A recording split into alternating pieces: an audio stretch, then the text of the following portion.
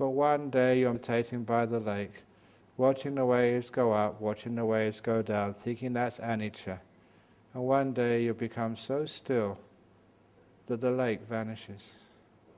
It's not there anymore. Neither is the land surrounding it with the trees or the sky above it. Everything has disappeared. And the lake is not supposed to do that. That is anicca. Things which you never thought could vanish now disappear. And you realize those things which were vanished, that's what you took to be permanent, even happiness, even a self. And you've never seen it before, because it's always been there. You've never seen it vanish. In the first jhana experience, your body vanishes, and with it the five senses. Not even a doctor understands the body, and the five psychologist does not understand the five senses. They think they do, they've studied it, they've cut it up, just like the tadpole studied water in the lake. How can a doctor understand what the body is when they've been living in a body as far as they can remember? In the first jhana, your body has vanished. It's not there anymore. Your five senses have disappeared. Totally. Now, for the first time, you understand what this body and five senses really are. And unfortunately, you cannot, with all the knowledge, all the learning, all the hearing of Dhamma talks, everything else, you can't understand what this body is. Even if you can teach the Abhidhamma, you don't understand what this five senses of the body are until it vanishes in a jhana. And just like the tadpole becoming a frog, that is a very strange experience. The jhanas are like nothing you have experienced before. Like the frog would say to its friends, first time out of the lake, this is really nothing like I've experienced before. And something which you've never seen before has gone. That's how we understand what the five senses are. Number one, they can't be me. They've gone. Number two, even in the first jhana, it's so much bliss. Why? Because a whole heap of suffering has gone. Your five senses and your body. If you can understand that, you will no longer be interested in sex, in movies. Even the best sex is such pain compared to when all of the body vanishes. Watching a beautiful sunset, hearing Beethoven's Fifth from the Berlin Philharmonic, which is used to be one of the best, I don't know who is the best now. Things which are so incredibly powerful to your five senses. The highest happinesses and pleasures you can get with these five senses. Once the five senses vanish, just realize how much suffering, pain, irritation that is compared to when the five senses vanish. When you want to understand what dukkha is, how can you understand this body is dukkha when you don't really know what it is? It's always here for you. When it vanishes, you can't miss it. And anicca, dukkha, anatta, it's gone, it can't be me. That's only the first jhana. Five senses and body seen for what they truly are. Second jhana is, even the first jhana, some people can see. The second jhana, you can't mistake it. In the second jhana, the will has vanished. You can't do anything anymore. You can't choose to come out of the jhanas. You can't make any decision to watch this or watch that. Something which has always been there for you has totally disappeared. Cetana, will. Now the sankhara of will. The major sankhara is cetana, said the Buddha. That is no longer there. Now you may think you understand choice, will, cetana, but you've been surrounded by that like the fish has been surrounded by water. You cannot understand it. Yes, sometimes you exercise Chaitanya, sometimes you don't, but it's always there for you, to use or not to use, according to your Chaitanya. Now it's gone, vanished completely. That's one of the weirdest states to be in. You're stuck, peacefully, beautifully, happily, unable to move. Chaitanya has vanished. That's why the second jhana is called samadhija piti sukha. The happiness, the joy of stillness, real stillness, which you can't move if you even, well, you can't want to move. That's why you don't move. That's why you're incredibly, perfectly still. That is actually the perfection of samadhi. That's why it's samadhija piti sukha. You can't be more still than that. And when you come out afterwards, that was even weirder than the first jhana. Something has disappeared, which was always there for you. Will. It's anicca. It was regular, always there. Now, like the lake vanishing, the Chaitanya has vanished. Now you can understand what it really is.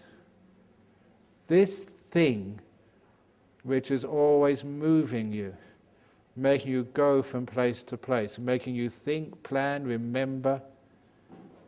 And the amazing thing is, you see how much dukkha it is.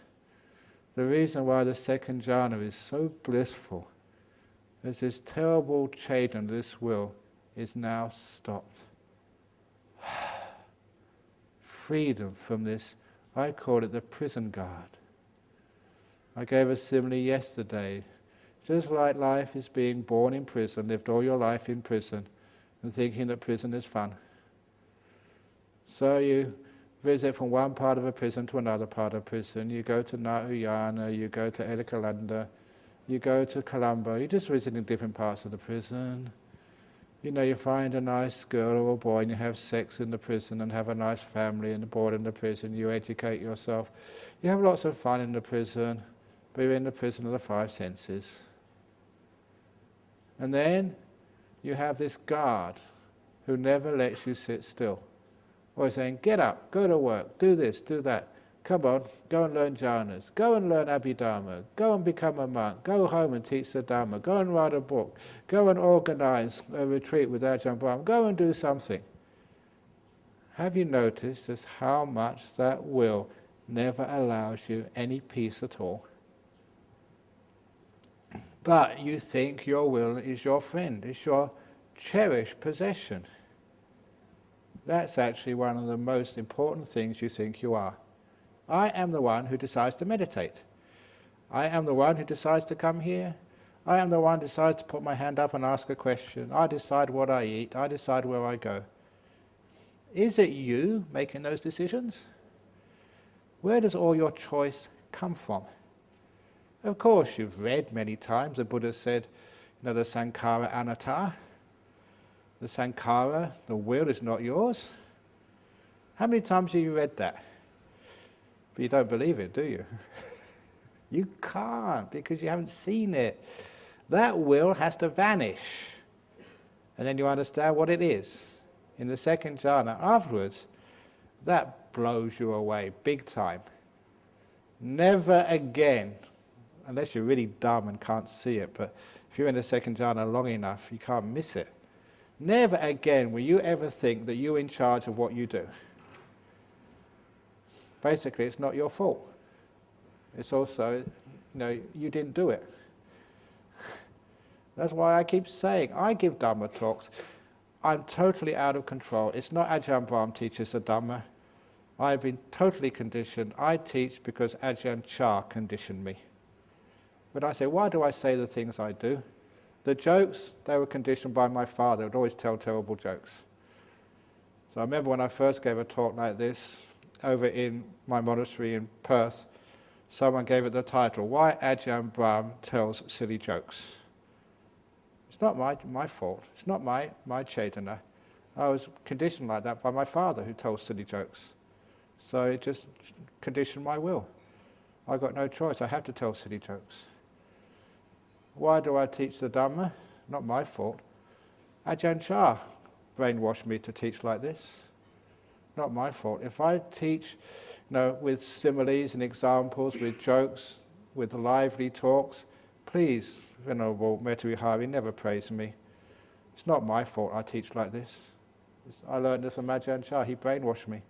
And his teacher brainwashed him, Ajahn Mun. And Ajahn Mun's teacher brainwashed him. And you go right back, it was the Buddha.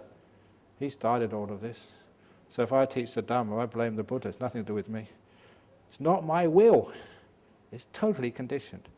So number one, you see that you aren't the one who makes all these choices. That's fascinating. Can you believe that? No way. After second jhana or third, fourth, you see that so clearly. And also you see this will is so much suffering. Choice. People actually, psychologists have proved this. Olden days, when I was a young man, I'd go into a shop. It was so easy to shop, there's hardly any choice. Even if you want to buy some tea, you only about 2 or 3 different types of tea, and that's all you could buy. It was so easy, just buy it and just go.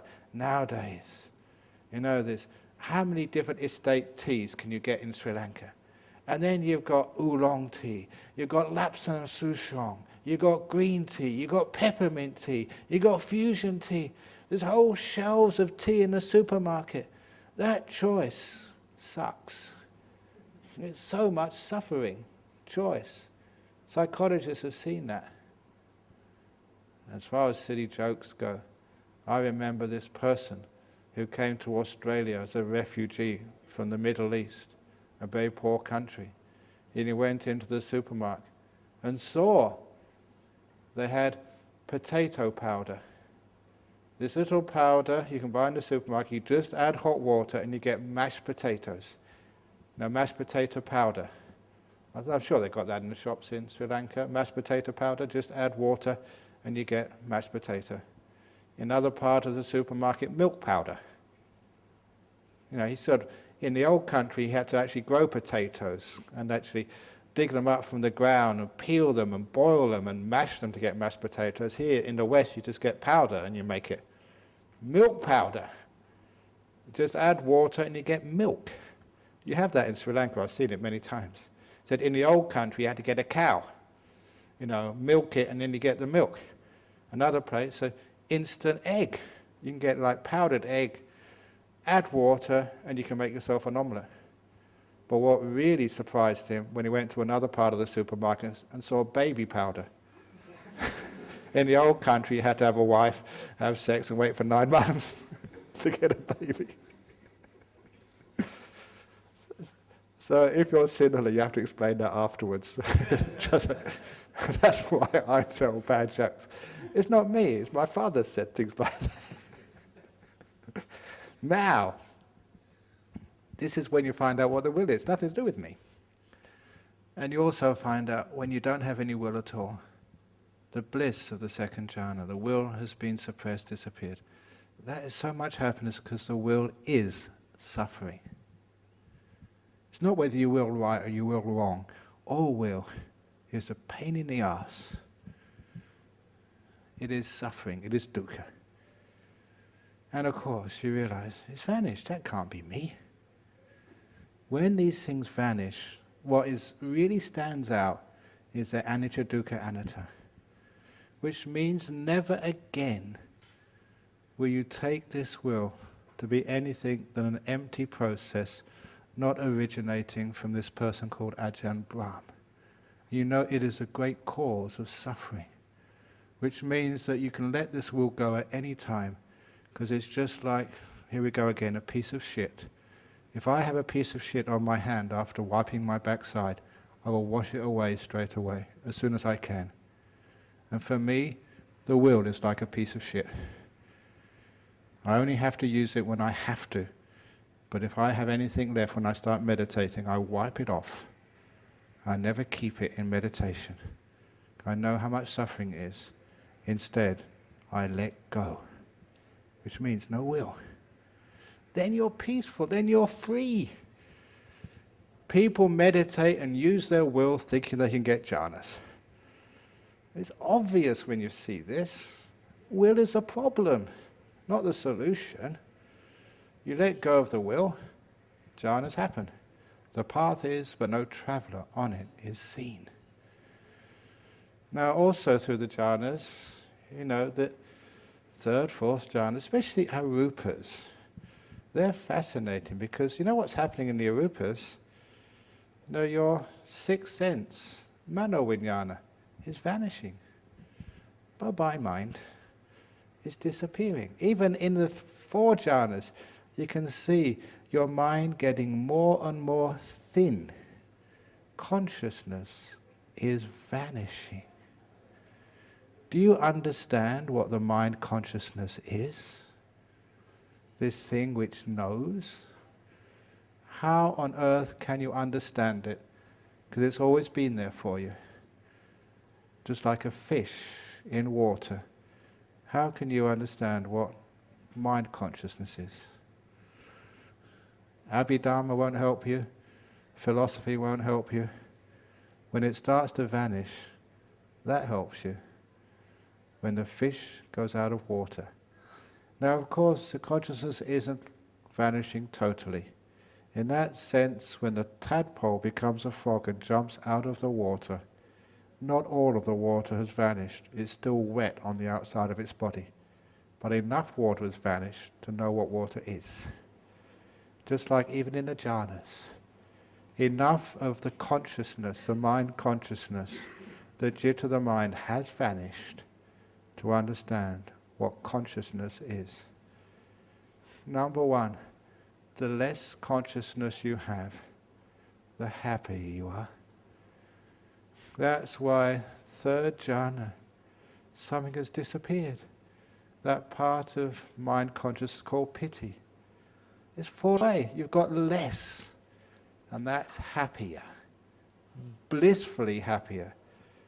When piti has disappeared. And the fourth jhana, the sukha has vanished. Another huge chunk of your mano-vinyana fallen away. Wow, this is really nice. And soon you get the understanding that all consciousness, I'm talking about mano-vinyana, citta, is dukkha. To know is to suffer. Can you accept that? No way until you've experienced jhana. You can think you do, yeah, it makes sense, yeah, I can understand this, that's what the Buddha said. But it's not powerful enough to make you see things differently. So when you understand vijnana is suffering, or vijnana, doesn't leave much else. In fact, it leaves nothing else. Nothing to hold on to. Nothing to take as not dukkha. Remember the difference between a putuchana and an arya is they don't fully understand the Four Noble Truths. That was such a powerful teaching when I first saw that. It said if you totally understand the Four Noble Truths, then you're an arya. And I thought, I understand the Four Noble Truths. I can recite them. I can even give a Dhamma talk on the Four Noble Truths. How come I'm not an arya, I used to think? Because you haven't fully understood it. 99% is not enough. 99.99% is not enough. There's something in samsara you still think is sukha. Something you still take as permanent. Something which you still take as a self. Most of the stuff, yeah, it's not myself. But there's still a tiny bit left which stops you being an arya. And it's usually either the will or the consciousness. That is what stops you being an arya. When you get into these jhanas, you see all the will cannot be me. It is suffering. You've seen it disappear. It's not permanent. All of your consciousness, the five consciousnesses are easy to see, they disappear, but now your sixth consciousness vanishing. That can't be me. And the more it vanishes, the less dukkha. That is suffering. Even the one who knows the citta is suffering. It's not me. Now you can say you're an arya, a putuchana. You've seen it totally. There is nothing left. I always have great arguments with famous monks who still think that after enlightenment there is some final mind. Everything else vanishes, but the deathless jitta remains. That is crazy. That means that those famous monks are not Aryas. When I suggest this, that very famous monks who are household names in Thailand, well regarded as arahats, when I say they're putuchanas, I get big trouble. But I'm used to trouble. I don't mind saying that. If you have any idea that anything is permanent as self, is happiness, you haven't seen the Dhamma yet. So the only way you can do this is get into these deep jhanas, and it's right in front of you, you can't miss it. Which is one of the reasons why people say, well, once you had a jhana, do you have to do vipassana then? You come out of jhana, okay, I'm now going to do vipassana. Remember, you don't do anything. There is no will which comes from you. There's will. What you take to be will is not under your control. You don't do vipassana. Vipassana does you. It just happens. You come into these states, you can't miss it. You see that these things, there is no me. I don't own consciousness. I don't own my will. Will just comes with its causes and conditions, dependent origination, that's all it is. There is no permanent entity in here. I've seen everything disappear. And also I've seen it so much suffering. To know vijnana is dukkha. Sankhara is dukkha. Not just some vijnana, all vijnana is dukkha. All sankharas, including Chaitanya will, is dukkha. So why do you celebrate that? So after a while, when you realize it's all dukkha, you're not going to cherish anything. Which means that you're going to let go of a bunch of suffering. You're going to get nibbida towards the five khandhas, towards the one who knows the citta, the will, everything. And that nibbida, which is a fascinating quality because it's negative. It's revulsion, I call it. I call it samsara's ejection seat. The whole of samsara unravels, and then you don't get reborn again. There's nothing to get reborn. There's no reason to get reborn again. Why do you want to get reborn again? More suffering. Just like the Buddha said, if someone falls in a pile of shit and somebody drags them out, they'll never go back into that shit again. Once you've been dragged out, no way will you ever get reborn again. It's just like diving into a pile of shit. Would any of you like to do that? But if you think it's not shit, it's beautiful, fragrant stuff, then of course you'll dive back in again. That's one of the reasons I'm going to finish off with one of my favourite little funny stories before I have the questions. At the end of my first book, Opening the Door of Your Heart, I mentioned this wonderful story of these two monks. And they both died. One got reborn. The other one got reborn as a worm in a pile of shit, in a pile of cow dung. And the monk who was reborn in the heaven realm, enjoying himself, he thought, where's my friend? When we were monks before, we spent so much time together. He was my best friend. I wonder where he's been reborn. And having been reborn in the heaven realms, you have a few psychic powers. So he looked around all the heaven realms, couldn't find his friend there. Went into the human realm, because the human realm is a good birth. So he thought, my friend may have been reborn as a human being. Couldn't find his friend anywhere in the human realm. Oh, surely he hasn't been reborn as an animal. And they searched all the animal realm, couldn't find his friend. Surely not one of those lower animals. And there the Deva found his friend, reborn as a worm in a pile of cow dung. If that was your friend, you'd always go and help them. So the Deva appeared in front of the pile of dung and called out to his friend the worm, hey worm, come out. In our previous lives we were monks together.